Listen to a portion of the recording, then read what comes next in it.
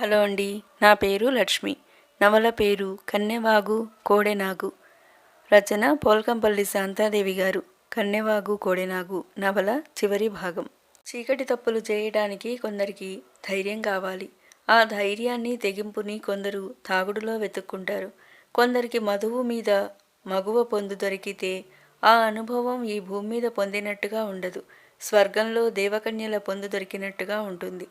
చాలాసేపటి నుండి తాగుతున్నాడు ముకుందరావు. భోజనం కూడా తన గదిలోకే తెప్పించుకున్నాడు.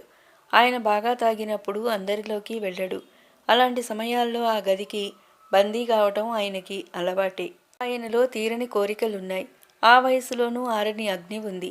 కారణం ఆయన భార్య స్థూలకాయం. ఆమెను చూడగానే అతడిలో కోరికలు ముడుచుకుపోతాయి. కౌగిలికి ఇమడని ఆమె స్థూల శరీరం సంగతి సరే, మానసికంగానూ ఆమె అతడికి చేరువ కాలేకపోయింది. దాంపత్య సుఖం పట్ల ఆమెకు ఆది నుండి అనురక్తి తక్కువే. అందుకే ఆయన బయట రుచులకి మరిగాడు. ఇప్పుడు వంటింటి కుందేలులా వైజయంతి దొరికింది అతడికి. పని మనిషి రూపంలో దేవకన్య దొరికినట్లుగా ఉంది. ఈ రాత్రి ఆమెతో స్వర్గవిహారం సలపబోతున్నాడు. గది తలుపులు బార్లా తెరిచే ఉంచాడు. ఆమెకు స్వాగతం పలుకుతున్నట్టుగా. గడియారం మీద ముళ్ళు 11 మీద కలుసుకున్నాయి. ఆతృతగా చూస్తున్నాడు ముకుందరావు. మరో 10 నిమిషాలు గడిచాయి.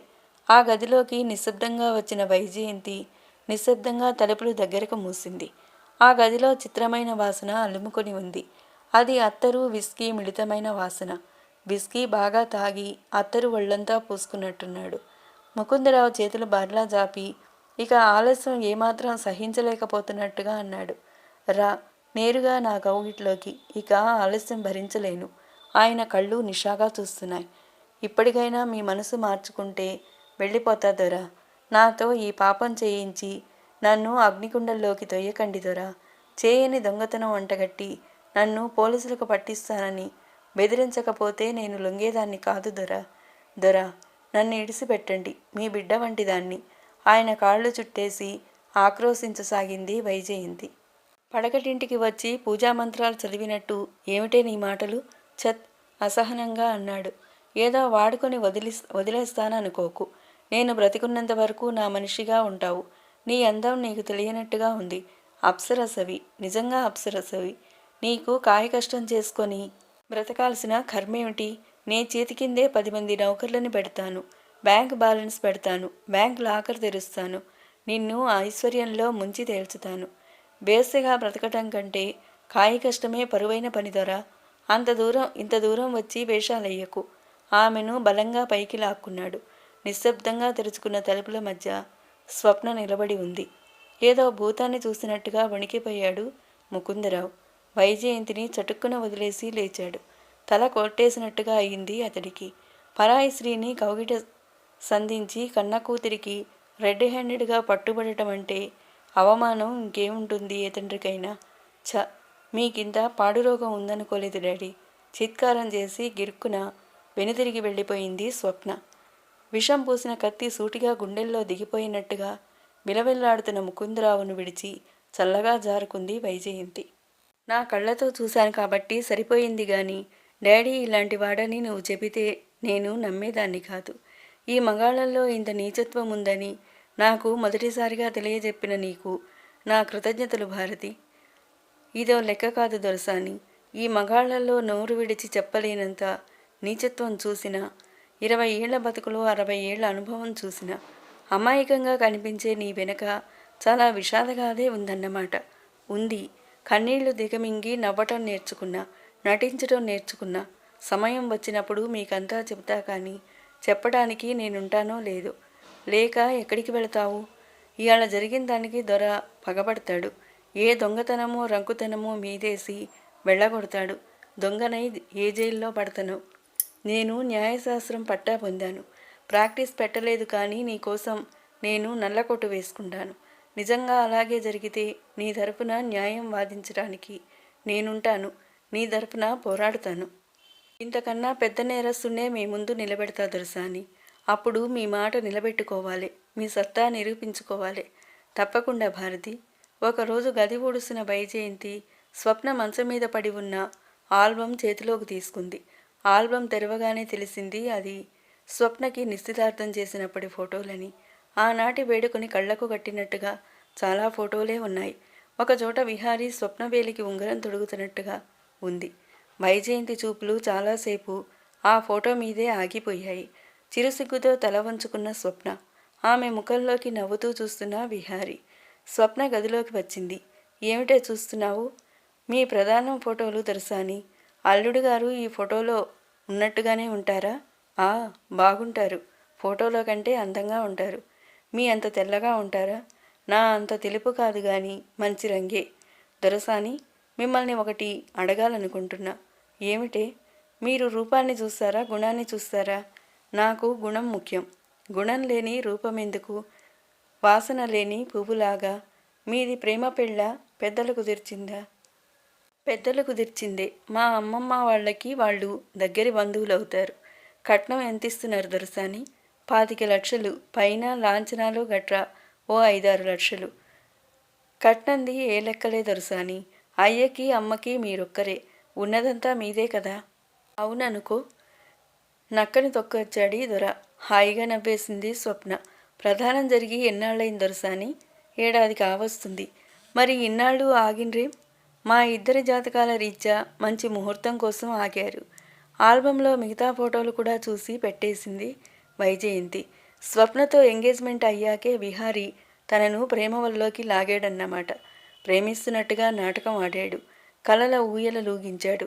చివరికి తన కోరిక తీర్చుకొని తనను పాతాళంలోకి పడదోశాడు. అతడి స్వార్థానికి తగిన బుద్ధే చెబుతుంది తను. వైజయంతి నేత్రద్వయం అగ్నిశిఖలయ్యాయి. పెళ్లి వారం రోజుల్లోకి వచ్చేసింది. పెళ్లి పనులు చకచకా సాగుతున్నాయి. పెళ్లి ఒక పెద్ద హాల్లో జరుగుతుంది. వచ్చే బంధువులకు బస కూడా అక్కడే. ఇంటి దగ్గర చేయించే పనులు అంతగా లేవు.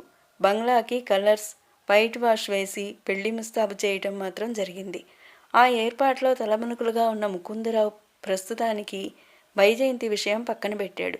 అమ్మాయికి పెళ్లి చేసి అత్తవారింటికి పంపించేశాక చూస్తాను దాని సంగతేమిటో. వంటింటి కుందేలు ఎక్కడికి తప్పించుకుపోతుంది అన్న ధీమాలో ఉన్నాడాయన. ఒకరోజు కాబోయే వియ్యంకులు పెళ్లికొడుకుతో సహా దిగారు. స్వప్నకి పెళ్లి నగలు, చీరలు కొనడానికి వచ్చారు వాళ్ళు. కట్టుకునేది పెట్టుకునేది కోడలు పిల్ల గదా, ఆమెకు నచ్చినవి తీసుకుందామని, ఆమెను షాపింగ్కు వెంట పెట్టుకు వెళ్లాలని వచ్చాం అంది విహారి తల్లి మీనాక్షి. మంచిదే, భోజనాలయ్యాక అమ్మాయిని వెంట పెట్టుకు వెళ్ళండి అంది సూర్యప్రభ. అమ్మాయి మాత్రమేనా? మీరు కూడా రండి ముకుందరావు కల్పించుకొని జోగ్గా అన్నాడు. పెళ్లి బట్టలకి పొరపాటున కూడా పెళ్లిపిల్ల తల్లిని తీసుకెళ్లకూడదండి. మా తమ్ముడి పెళ్లిలో జరిగిన గుణపాఠం ఇది. అలాగే బట్టల సెలక్షన్ కని పిలిచాం పెళ్లిపిల్ల తల్లిని. చీర రేటు వింటే గాని చీర ముట్టుకోలేదామె. ఎంత ఎక్కువ ఖరీదంటే ₹1,00,000 పిల్ల పట్టు చీరలకే అయ్యాయంటే నమ్మండి. అందరూ గలగలా నవ్వారు. కాళ్ళు ముఖం కడుక్కురండి వదినగారు చెప్పింది సూర్యప్రభ. తలా ఒకటి బీరువా నుండి కొత్త టవల్స్ తీసిచ్చారు నౌకర్లు. కాళ్ళు ముఖం కడుక్కు వచ్చారు వియ్యాలవారు. సూర్యప్రభ పరమాయింపుతో ట్రేలో టీ తీసుకువచ్చింది వైజయంతి. ముందుకు వచ్చిన ట్రేలో టీ కప్పు అందుకుంటూ యథాలాపంగా చూసిన విహారీ కంగు తిన్నాడు. ఎదురుగా పనిపిల్ల రూపంలో వైజయంతి. ఈసారి ఎక్కడో తారసపడ్డట్టుగా కాదు, తనని వెంటాడుతున్నట్టుగా. మీనాక్షి టీ కప్పు అందుకుంటూ అంది. ఈ పిల్లను ఎక్కడో చూసినట్టుగా ఉంది. ఎక్కడో గుర్తు రావటం లేదు. నీ పేరేమిటమ్మాయి? భారతమ్మండి, పల్లెటూరి యాసలో అంది. ఏ ఊరు మీది? ఈడికి దగ్గరలోనే ఓ పల్లె అండి. వైజయంతి అందరికీ టీ ఇచ్చి హాలు దాడుతుంటే వెనక నుండి వినిపించింది. ఇప్పుడు గుర్తొచ్చింది. వైష్ణవి అన్న అమ్మాయి అచ్చు ఇలాగే ఉంటుంది. నేను చూశానంది ఆ అమ్మాయిని. మధ్యాహ్నం భోజనాలు కాగానే షాపింగ్కి వెళ్ళటానికి తయారయ్యారు. కూతురు బలవంతం చేయటంతో సూర్యప్రభ కూడా తయారైంది. ఆడవాళ్ల వెంట షాపింగ్కి వెళ్ళటమంతా పరమబోర్ మరొకటి లేదు. నేను ఇంట్లో ఉండి హాయిగా రెస్ట్ తీసుకుంటాను అని తప్పించుకున్నాడు విహారీ. ఎలాగైనా వైజయంతిని కలిసి మాట్లాడాలని తహతహగా ఉందతడికి. షాపింగ్కి వెళ్ళిపోయారంతా. అరగంట తర్వాత ముకుందరావు కూడా తన కారులో ఎక్కడికో వెళ్ళిపోవడం చూశాడు విహారీ. వైజయంతిని కలిసి మాట్లాడాలంటే ఇదే అదను. అతడు కిందికి దిగాడు. పనివాళ్లంతా దొడ్లో గోడ నీడకి చేరి మాట్లాడుకుంటున్నారు. వైజయంతి కూడా అక్కడే ఉంది. పల్లెటూరి యాసతో ఏదో చెబుతూ నవ్విస్తుంది. ఆహా వైజయంతి, నాటకాలాడటం ఇంత బాగా నేర్చుకున్నావు అనుకున్నాడు విస్మయంగా. చెయ్యెత్తి సైగ చేశాడు. వైజయంతి ముందు చూసింది అతడిని. పిలిచిన రాదోరా అంటూ పరిగెత్తుకు వచ్చింది. అవును, మంచినీళ్లు కావాలి. దొరకు మంచినీళ్లు కావాలంట, ఇచ్చొస్తా. లోపలికి నడిచిన వైజయంతిని అనుసరించాడు విహారి. ఫ్రిడ్జ్లోంచి మంచినీళ్ల సీసా తీస్తున్న ఆమె ఉలిక్కిపడింది. వెనక నుండి విహారి చెయ్యి మీద పడటంతో. ఏంది దొర, పనివాళ్లతో సరసాలాడే మనుషులా మీరు? వైజయంతి కళ్ళు ఎర్రబడ్డాయి. నటన చాలు వైజయంతి. పని మనిషి అవతారం ఈ ఇంట్లో ఎత్తడంలో అంతరార్థం ఏమిటి? పొట్ట పోసుకోవడానికి వచ్చాను తప్ప అంతరార్థం అంతర్నాటకం ఏం లేవు. ఇంత మహానగరంలో ఇళ్లే లేనట్టు ఈ ఇల్లే దొరికిందా? తొడసోపతి 90 ఏళ్లని మన మధ్య పడ్డ బంధం అంత తేలిగ్గా తెగుతుందా? ఈ ఇల్లైతే మిమ్మల్ని చూసుకోవచ్చని పగ తీర్చుకోవడానికి వచ్చావన్నమాట. పగ పాము పడుతుందంటారు. నేను మనిషిని, మనసున్న మనిషిని. ఒకసారి మనసు ఇచ్చాక తిరిగి తీసుకోవడం తెలియని దాన్ని. మీ మీద మనసు చంపుకోలేక వచ్చానే గాని పగ తీర్చుకోవడానికి రాలేదు. మీరిప్పుడు వస్తారో అని చంద్రుడి కోసం చెకోరిలా చూస్తున్నాను. అమ్మయ్య, గుండెల మీద బరువు తీసేసినట్టుగా అయింది. నా మీద కోపంగా ఉన్నావేమోనని ఇన్నాళ్ళు మదనపడ్డాను. అంతలో మరో పని మనిషి కృష్ణమ్మ అనేది రావటంతో వైజయంతిని చటుక్కున వదిలేశాడు విహారి. జ్యూస్ తీసుకుంటారా? ఇవ్వు. నీ చేత్తో ఇచ్చింది విషమైన అమృతంలా తాగుతాను. ఇలాంటి పిచ్చి పిచ్చి ఆలోచనలు నాకేం లేవులేండి. ఆరెంజ్ జ్యూసు ఐస్ చేసి ఇచ్చింది. తాగి గ్లాస్ తిరిగి ఇచ్చేస్తూ, ఇవాళ రాత్రికి మనం ఒంటరిగా కలుసుకునే ఏర్పాటు చెయ్యి. మనసు విప్పి చాలా సంగతులు మాట్లాడాలి. నా మీద నీకు కోపం లేదన్నావు గాని తప్పకుండా ఉంటుంది. ఉండడం సహజం. నీ కోపం పోగొట్టడం నా విధి. ఆ రోజు జరిగిన దానికి నేనెంత బాధపడుతున్నానో నేను నీకు చెప్పాలి. జరిగిందంతా చెబితే ఆ రోజు నేనెందుకు నిస్సహాయుడిని అయ్యానో నీకు అర్థమవుతుంది అన్నాడు చిన్న స్వరంతో. రాత్రి 11 తర్వాత తోటలోకి రండి, అక్కడుంటాను. విహారి హుషారుగా ఈల వేస్తూ వెళ్ళిపోయాడు. స్వప్న వాళ్ళు షాపింగ్ నుండి వచ్చేసరికి రాత్రి 10 అయింది. చెమట పట్టి ఒళ్లంతా చిరచరలాడుతుంటే హాయిగా టబ్బు స్నానం చెయ్యాలని బట్టలు తీసుకొని వెళ్ళబోతుంటే కృష్ణమ్మ వచ్చి చిన్నదొరసాని ఒక్క మాట అంది గుసగుసగా. ఏమిటే? భారతి అంటే ఏమో అనుకున్నా. దాని అమాయకత్వం అంతా ఒట్టి నటన. అది కాపురాలకు చిచ్చు పెట్టే జాణ. చిన్నదొరతో సరసాలాడుతుంటే నా కళ్ళతో చూశా. నీ మొహం. భారతి ఆయనతో సరసాలాడడం ఏమిటి? నా తోడు దొరసాని. మేమంతా దొడ్లో కూర్చొని కబుర్లు చెప్పుకుంటుంటే దొర వచ్చి మంచినీళ్లు కావాలన్నాడు. మా అందరికంటే ముందు భారతి లేడీలా లేచి ఆయనకు మంచినీళ్లు ఇస్తానని లోపలికి వచ్చింది.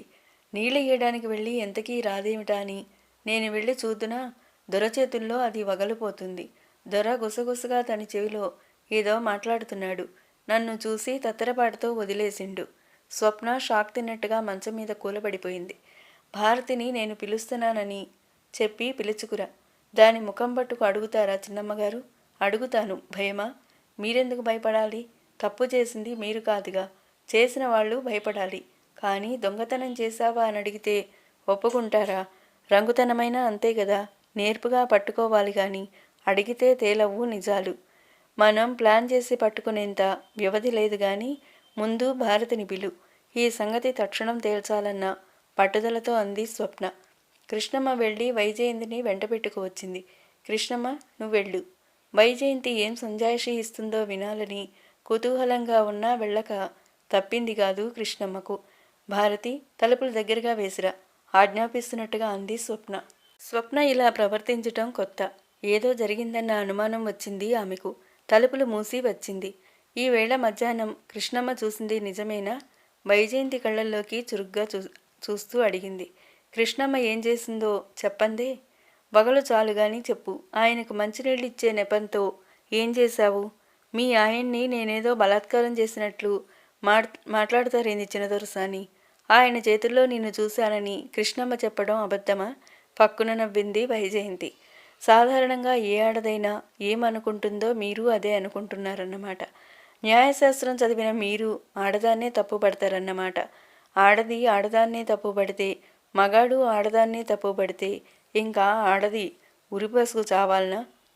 విరగబాటు చాలు కానీ కృష్ణమ్మ చూసింది నిజమేనా? కొట్టినట్టుగా అడిగింది స్వప్న. చూసింది నిజమే దొరసాని. నీకెంత ధైర్యం?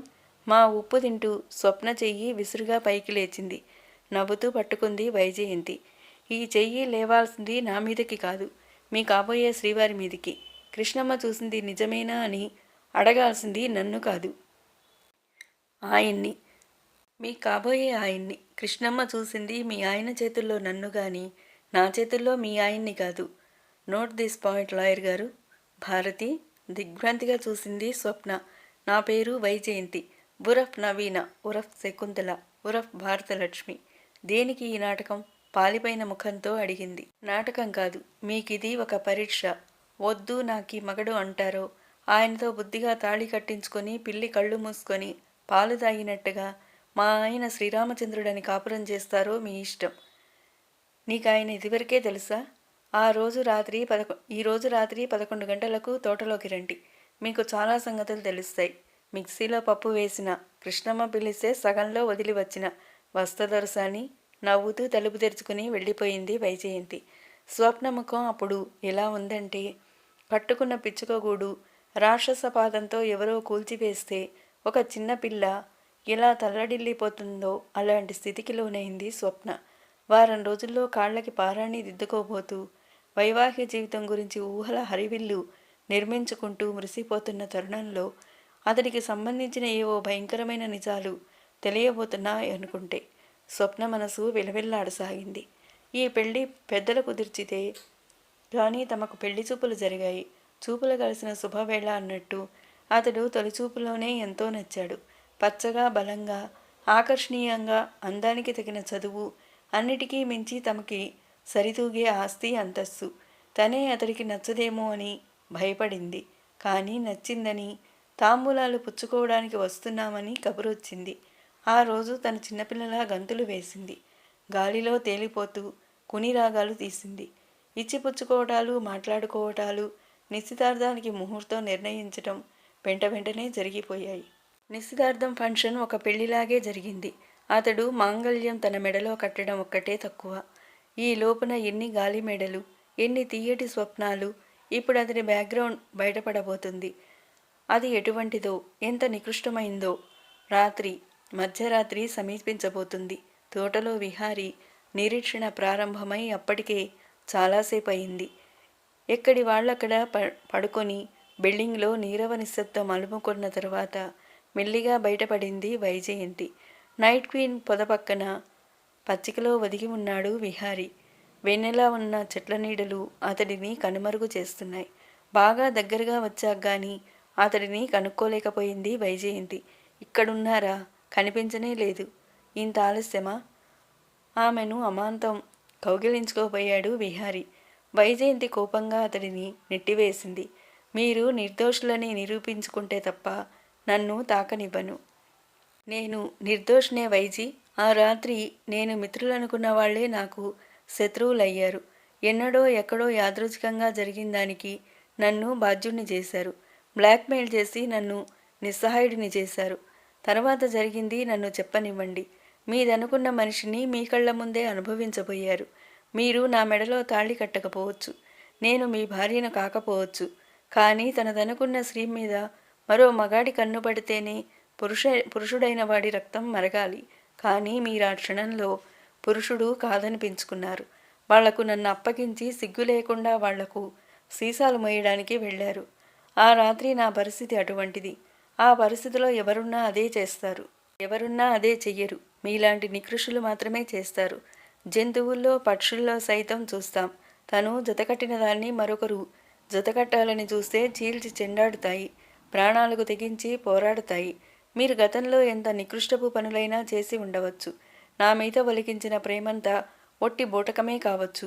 కానీ మీరు ఆ క్షణంలో వాళ్ల మీద తిరగబడి ఉంటే మీ తప్పులన్నీ క్షమించేదాన్ని.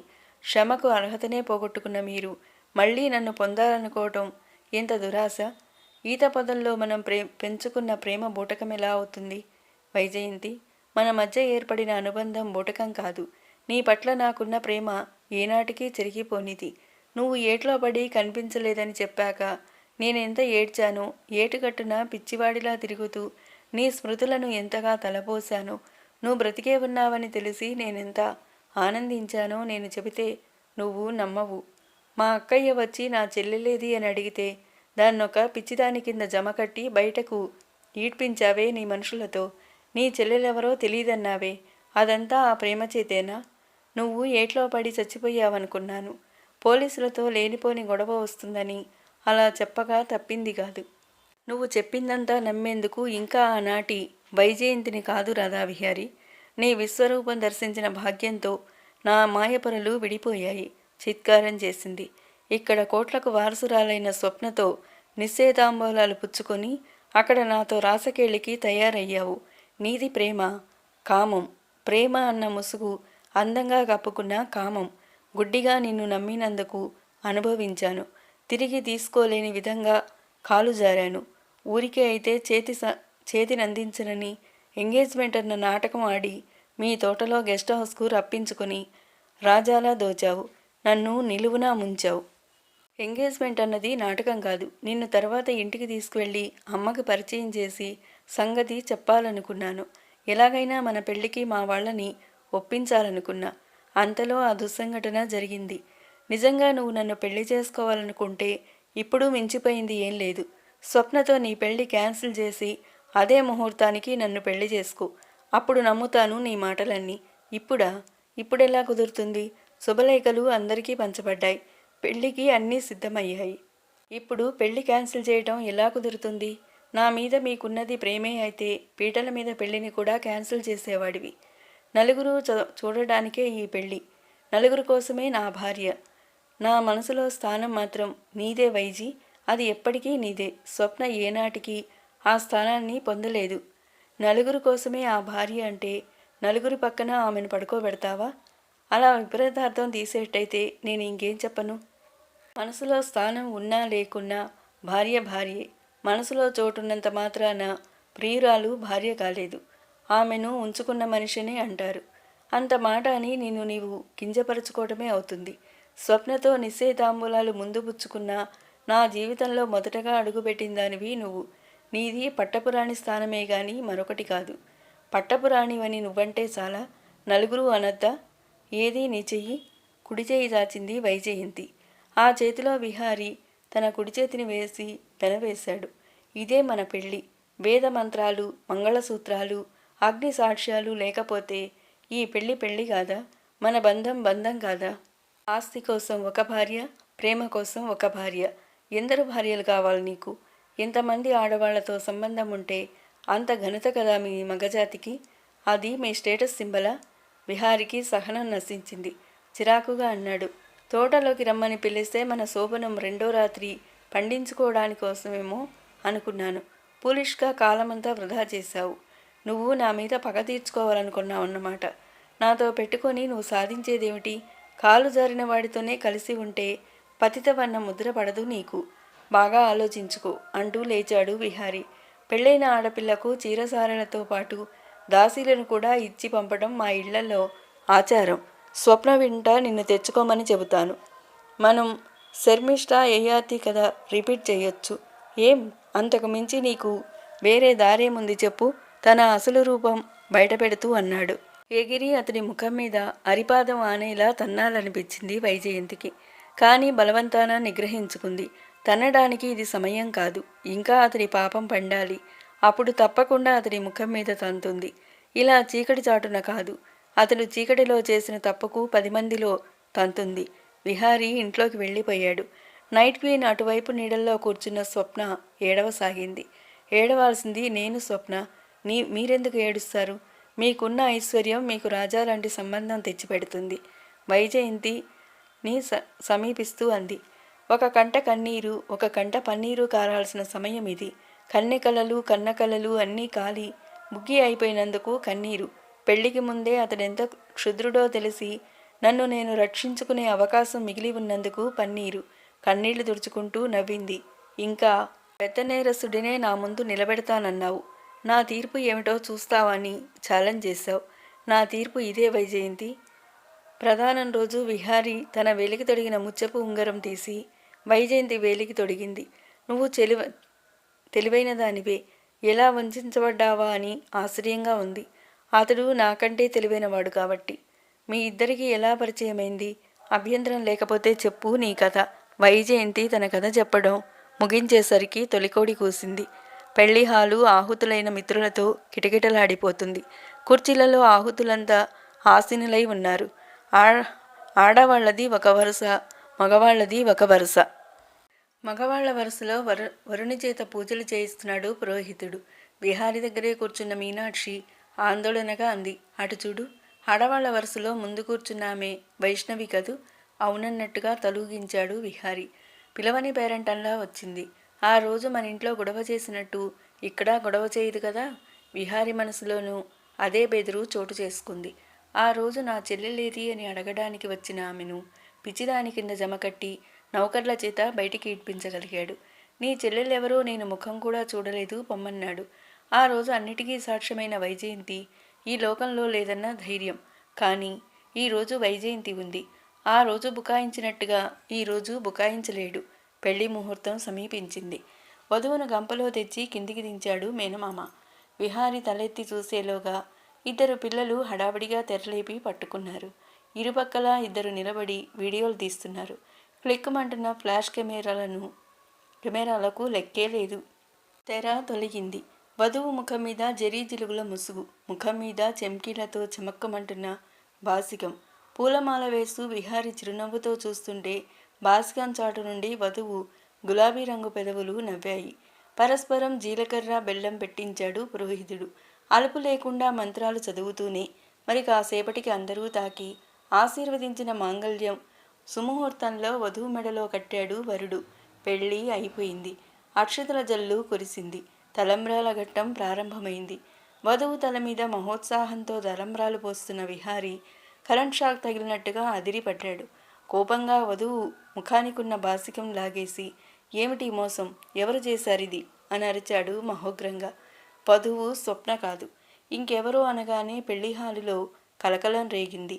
వైష్ణవి మాత్రం కూర్చున్న చోటు నుండి కదలకుండా చిద్విలాసంతో చూస్తుంది. స్తంభాన్ని చాటుగా చేసుకుని నిలబడిన స్వప్న యువతలికి వచ్చింది. మోసానికి సమాధానం మోసమే కదా. స్వప్నే స్వయంగా రంగం మీదికి రావటంతో విహారి ముఖం నిద్ర చుక్కలేకుండా పాలిపోయింది. అవాక్కై నిలువు కళ్లతో చూడసాగాడు. ఆమె ఆహుతుల కేసి తిరిగి మాట్లాడసాగింది. ఇప్పుడు జరిగిన పెళ్లి రాధావిహారికి స్వప్నకు కాదు, రాధావిహారికి వైజయంతికి జరిగింది. వధువు మార్పిడి వెనుక ఉన్న కథంతా మీరు ఓపికగా వినాలి. ఈ పెళ్లి సరైందో కాదో మీరే సహృదయంతో తీర్పు ఇవ్వాలి. స్వప్న మైక్ పుచ్చుకుని మరీ చెప్పిన కథంతా విన్నారు. ఆడపిల్లలను వంచే బడుద్దాయిలకు ఇది సరైన శిక్షేనని అనుకోసాగారు. పిల్లనివ్వటం ఇష్టం లేకపోతే ఆ సంగతి ముందే కబురు చెయ్యొచ్చు కదా. యువతను తెచ్చి పీటల మీద కూర్చోబెట్టి నా కొడుకు కట్టబెట్టడానికి మీకెంత ధైర్యం? మిమ్మల్ని ఊరికే వదులుతాననుకోకండి. తగిన శాస్తి చేసి తీరుతాను ఎగరసాగాడు విహారి తండ్రి. ఇదంతా మాకేం తెలియదు, ఇదంతా ఎవరు చేశారో కూడా తెలియదు మొత్తుకున్నట్టుగా అన్నాడు ముకుందరావు. ఇదంతా చేసింది నేను, ఇంకెవరిని అనాల్సిన పని లేదు, స్వప్న కల్పించుకుంటూ అంది. ఒక్క మాట మాకు ముందు చెప్పకూడదా అంది సూర్యప్రభ. చెబితే ఏం చేసేవాళ్ళు? దాన్ని ఇంట్లోంచి తరిమేసి నీ పెళ్ళి సులక్షణంగా అతడితోనే జరిపించేవాళ్ళం అన్నాడు ముకుందరావు. అతడెంత మోసగాడో తెలిసి కూడా తల్లిదండ్రుల ధోరణికి విస్తుపోయింది స్వప్న. పెళ్లికి ముందు చాలామంది మగవాళ్ళకి బలహీనతలుంటాయి. అవన్నీ మోసాలనరు, ఏవో పిల్ల చేష్టలు అనాలి. గోరంతలు కొండంతలు చేసుకుంటే ఎలా? అన్నీ లక్షణంగా ఉండి శ్రీరామచంద్రుడి లాంటి వాడే వరుడుగా దొరకాలంటే లక్షల్లో ఒక్కడు కూడా దొరకటం కష్టం అన్నాడు ముకుందరావు. ఆ పిల్లకేదో జరగరాని అన్యాయమేదో జరిగిపోయినట్టుగా ఫీల్ అయిపోయి అనవసరంగా నీ జీవితంలో దుమ్ము పోసుకున్నావు అంది సూర్యప్రభ. మీనాక్షి తన వంతుగా అంది. తనేమిటో తన అంతస్తు ఏమిటో చూసుకోకుండా కలవారి పిల్లల మీద బలపు విసిరి యవ్వనపు వాకిళ్లు తెరిస్తే జరగాల్సిన శాస్తే జరిగింది. పెళ్లికి ముందే శోభనానికి తయారయ్యే ఆడవాళ్ల మీద జాలేమిటి? న్యాయాన్యాయ చర్చలేమిటి? న్యాయశాస్త్రం పట్టా పుచ్చుకున్నావు కదా, తప్పు ఆ వైపు నుండి కూడా విచారించవేం? నేను ఆమెను బలాత్కారంగా పొందానా? తను కూడా ఇష్టపడి కలిసిన దానికి శిక్ష నాకు మాత్రమే పడాలనుకోవడం ఏ న్యాయం? రోషంగా అడిగాడు విహారి. తీపి మాటలతో లోబరుచుకున్నావు. మోసపోయింది ఆమె, మోసగించింది నువ్వు. వినేవాళ్ళుంటే తీపి మాటలు మగాళ్ళందరూ చెబుతారు స్వప్న. మోసపోవటం ఆమె తప్పు. ఆమె గురించి నువ్వు వకాల్తా పుచ్చుకోవడం, తప్పుడు పెళ్లి చేయటం నేను సమర్థించలేను అన్నాడు ముకుందరావు. హత్య చేయటం తప్పు కాదు, చావటం చచ్చినవాడి తప్పు అన్నట్టుగా ఉంది డాడీ మీ ఆర్గ్యుమెంట్. వైజయంతి లేచి నిలబడి మాట్లాడసాగింది. రాజులకు జమీందారులకు ఎంతమంది పెళ్ళాలుంటే అంత గొప్ప. ఉంపుడుగత్తెలుండడం అతడి స్టేటస్ సింబల్. రాజులకు జమీందారులకు కాలం చెల్లిపోయిన ఈ ఫ్యూడల్ వ్యవస్థ అవశేషాలున్నాయనటానికి ఇతడొక ఉదాహరణ. నాలాంటి ఆడపిల్లల కథలు బయటపడ్డప్పుడు అది మగవాడి శృంగార ప్రయత్నంగా చెప్పుకుంటారే గాని దాని వెనుకున్న ఆడపిల్ల కన్నీటి వేదన చెప్పుకోరు. ఒక పురుషుడికి ఒకే భార్య అన్నది ఆధునిక సమాజం ఆమోదించిన నీతి సూత్రమైన మనస్ఫూర్తిగా కట్టుబడే పురుషులు అరుదు. ప్రేమ కోసం ఒక ఆడది, కట్నం కోసం భార్య పేరుతో ఒక ఆడది. కానీ ఏ ఆడదైనా తను ప్రేమించిన వాడిని గాని పెళ్లి చేసుకున్న వాడిని గాని మరో స్త్రీతో పంచుకోవడానికి ఇష్టపడదు. అతడు నా మెడలో మాంగళ్యం కట్టడం వల్ల నాకు న్యాయం జరిగిందనుకుంటున్నారా? అలాంటి నీచుడిని ఒక్క క్షణం కూడా భర్తగా భరించలేను. ఈ తాళి కేవలం ఒక ఆట. అతడినో ఆట ఆడించాలని మాత్రమే కట్టించుకున్నాను. చట్టబద్ధంగా నేనతడి భార్యను, కానీ భార్యగా నేనతడితో కాపురం చేయబోను. పెళ్లి పేరుతో మరో స్త్రీని వంచకుండా ఉండడం కోసమే ఇంతమందిలో అతడి నిజరూపం బహిర్గతం చేసి ఈ తాళి కట్టించుకున్నాను. చట్టబద్ధంగా అతడి మీద అధికారం సంపాదించుకున్నాను. ఇది దుర్మార్గుడైన ఒక మగాడి మీద ఒక ఆడది సంపాదించిన గెలుపు. నా ప్రేమ భిక్ష కోసం నా కళ్ళ దగ్గర పడి ఉండాల్సిన నువ్వు భార్యస్థానానికి ఎగబ్రాకానని మురుస్తున్నావా? ఇంత అవమానానికి పూనుకున్న నిన్ను ఊరికే వదులుతాననుకున్నావా? మోసంతో కట్టించుకున్న ఈ తాళితో నా మీద అధికారం సంపాదించుకున్నానని మురవకు. వైజయంతికేసి గుర్రుగా చూస్తూ కొద్ది నిమిషాల కిందటే వేదమంత్రాలతో కట్టించుకున్న తాళిని పుటుకను లాగేశాడు విహారి. పిడికిలి బిగించి అతడి ముఖం మీదకి విసిరింది వైజయంతి. అది పిడుగుబాటై పగలే చుక్కలు కనిపించాయి విహారికి. నువ్వు ఆడదానివా, రాక్షసివా? విహారి తల్లిదండ్రులిద్దరూ వైజయంతి మీదికి వచ్చారు. నా మొగుడితో నేను చేస్తున్న మోటు సరసాలివి. మధ్యలో మీరెవరు కల్పించుకోవడానికి? వాళ్ళని విదిలించి పారేసి విహారి గడ్డం కింద మరొకటిచ్చింది. కొత్త పెళ్లి కొడుకువి, అరుంధతి నక్షత్రం చూడలేదు కదా? చూడు చూడు, మగాణ్ణి నా మీదే చేయి చేసుకుంటావా? జూలు విదిల్చిన సింహంలా ఆమె మీదకి రాబోయిన విహారిని వెనక నుంచి రెక్కలు విరిచి పట్టుకున్నారు ఎస్ఐ రఘువీర్. పద పోలీస్ స్టేషన్కి. బొక్కలోకి దోసి తోమితే చేసిన మర్డర్లు, రేపులు అన్నీ బయటికి వస్తాయి. దేని ఆధారంగా మా వాడిని అరెస్ట్ చేస్తున్నారు? కృష్ణమోహన్ కోపంగా అడిగాడు. తన చెల్లెలు కనిపించడం లేదని వైష్ణవి ఇచ్చిన కంప్లైంట్ ఆధారంగా. వైష్ణవిని సమీపించి అంది స్వప్న. నా చెల్లెలేది అని మీరు అడగడానికి అతడి ఇంటికి వెళ్ళినప్పుడు, అతడు మిమ్మల్ని పిచ్చిదాన్ని చేసి బయటికి ఇచ్చినప్పుడు మీ హృదయం ఎలా ఘోషించి ఉంటుందో నేను ఊహించగలిగాను. కాబట్టే అతడికి ఈరోజు జరిగే పరాభవాన్ని కళ్ళారా చూసి ఆనందిస్తారని మిమ్మల్ని ప్రత్యేకంగా రప్పించాను. ఇప్పుడు మనసు శాంతించి ఉంటుంది కదూ? శాంతించింది స్వప్న గారు. కానీ పీటల మీద పెళ్లి జడగొట్టుకున్న మీ హృదయఘోష మాటేమిటి? మీరే ఇంత సహృదయత చూపకపోతే మా వైజీ ఈ విజయం సాధించేది కాదు. హృదయఘోష లేదు, సముద్రఘోష లేదు. అతడి లాంటి వాడిని తెలిసిన క్షణంలో కూలిపోయిన కలల కింద నా మనసు నలిగిపోయిన మాట నిజమే. కానీ ఇప్పుడేం లేదు.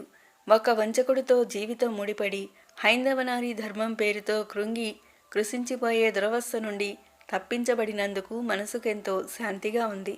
ముఖ్యంగా అభినందించాల్సింది మీ చెల్లెల్ని.